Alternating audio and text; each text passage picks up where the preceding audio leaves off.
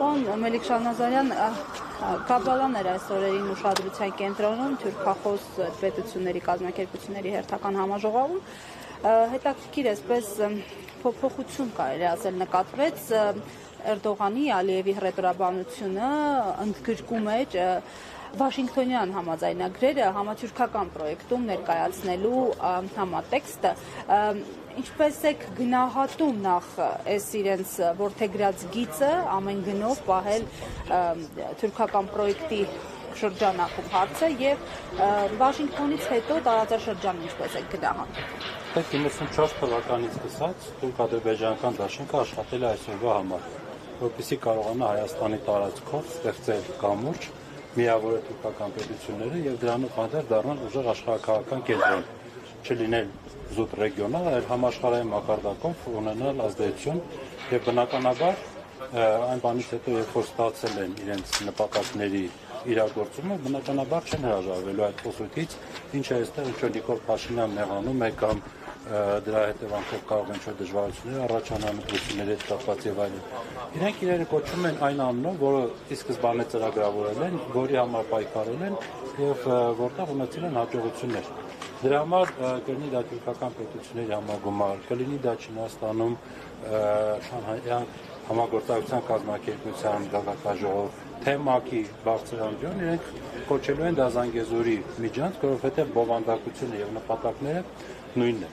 Այլ հարց է, որ փորձում է մեր իշխանությունը փորձում է սխապել, ասելով որ նման բան չկա, միջանցք չի լինելու եւ այլն եւ այլն։ Այդ իրականությունն այն է, որ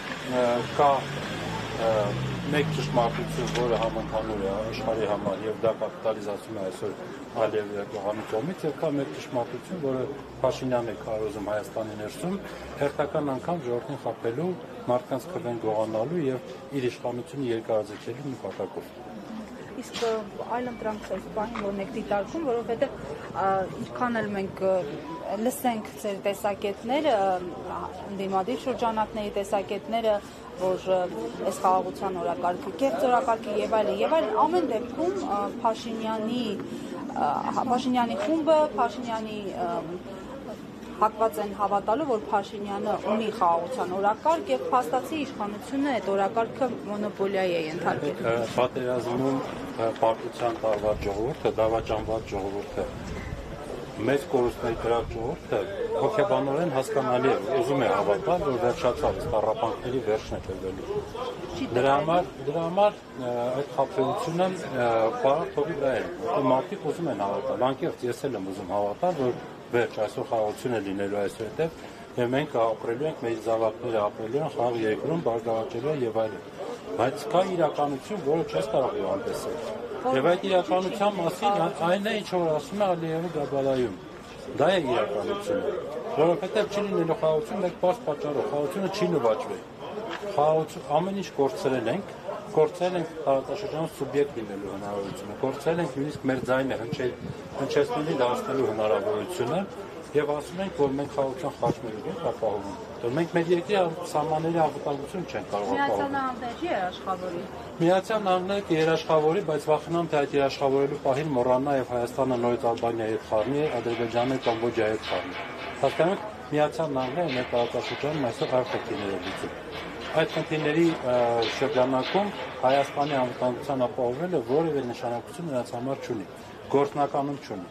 Միացյալ Նահանգները այսօր շատ այլ խնդիրներ է լուծում հարակից տարածաշրջաններում։ Հարավային Կովկասից նրանց պետք է ընդամենը PR-ի հնարավորություններ, որից լիուլի օգտեց Վաշինգտոնում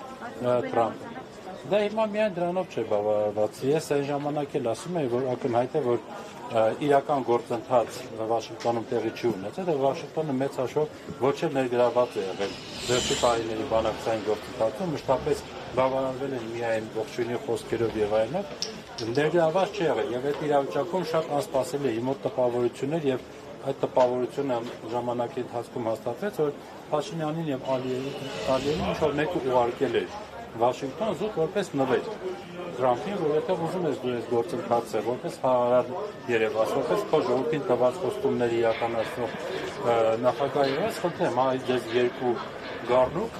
դար գնանք PR հետները արա, ինչքան կուզես։ Տեսեք, դուք ասացիք, որ մենք կորցրել ենք սուբյեկտայնությունը, տարածաշրջանում մեր ձայնը բարձրացնելու հնարավորությունը, այս պայն անկեղծ ասած չեմ հիշի, թե որ պատգամավորներ ազգային ժողովի ամբիոնից հպարտանում էր եւ նշում, որ մենք ատոմային կայան պետք է կառուցենք եւ առաջարկներ ենք ստացել Ռուսաստանից, Ֆրանսիայից, Արաբական Միացյալ Էմիրություններից եւ մենք պետք է որոշենք, թե նրանցից որ մեկի առաջարկը պիտի ընդունենք, այդքան մենք ինքնիշխան ենք ու մեր ասելիքը կասենք։ Սպասում են երևի դիեզերքը նվաճենք, այդ մի գործ ավարտին հասնենք հետո, հա, որոշենք թե որտեղ ենք ատոմակայան կառուցելու։ Ժորժ ջան, Նոբարաշյանի հարցը չէ, նույնիսկ սառնարանների գործարանների իշխանությունների սարքած մեկ ամսյա կյանք չեն ունենում, ինչ ատոմակայանի մասին է խոսքը։ Լավ, հասկանում ենք պոպուլիզմ, հասկանում ենք անդադար խաբել եւ այլն, բայց դե վերջո իրականությունն է, չէ՞, կարելի է ընդամենը իրական պատասխաններ տալու համար շատ չեմ ասում, այդ գնալ 1 տարի առաջվա հայտարարություններն են։ Տեսնենք 1 տարի առաջ ինչեր են խոստացել, կա այդ ամենը թե չկա, չեմ ասում իրենց այդ էյֆորիայի ժամանակահատվածում։ Ուղղակի նորից եմ ասում, շատ ուժեղ նեյրոհոգեբանական աշխատանք է տարվում մեր ժողովրդի հանդեպ։ Ես տեսնում եմ, որ մասնագիտական մեծ հմտություններ են կիրառվում մարդկանց խաբելու, այլ օրակարգերի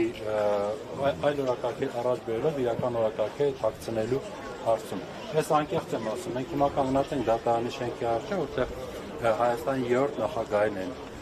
դատում, որը մեր երկրի կայացման ուժեղ պետություն դառնալու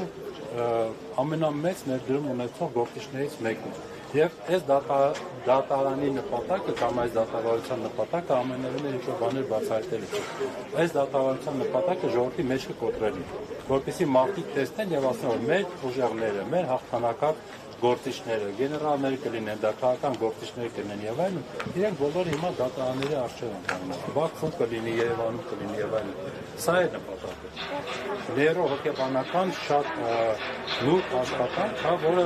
ցավոք սրտի մեծ արդյունք է տալիս։ Տեսեք, մանկում Ալիևիչը բաներ է հայտարարում, հաջորդ օրը Փաշինյանը կանգնում է եւ մեզրոք Մաշտոցի շրջաններից եկող սխալների մասին է խոսում, չգիտես, էլ ինչ օրակարգեր է գցում։ Հիպնոզ, մաքուր հիպնոզ, որը նպատակն է մարդկանց ուղեղը անջատել, բառից ունի մաս։ Այսինքն տարբեր փայլուն բաներ ցույց տալով, ինչ որ սենսացիոն եղություն եւ մարդկանց ուղեղը անջատել եւ այն մեկ լարով, որով կարելի է ինչ որ տեղեկատվություն փոխանցել հանրությանը, այս տեղեկատվությունը տա, որ ձեր նախագահները դատվում են, դուք հաղթանակներ չեք ունեցել, դուք հայրենիք չունեք, դուք պետություն չեք ունեցել, դուք արարած չեք ունեցել, հայբուբեն չեք ունեցել, պատմություն չեք ունեցել, ընդհանրապես դուք ոչ ոք եք։ Ահա այն է, ինչ որ այս պահին իրականացնում են եւ համոզված են, որ Փաշինյանը դրա ընդհանրապես իրագործողն է։ Ծրագրավորողները ամենայն հավանականությամբ իսկապես Բաքվում եւ Անկարայում են ստացվում։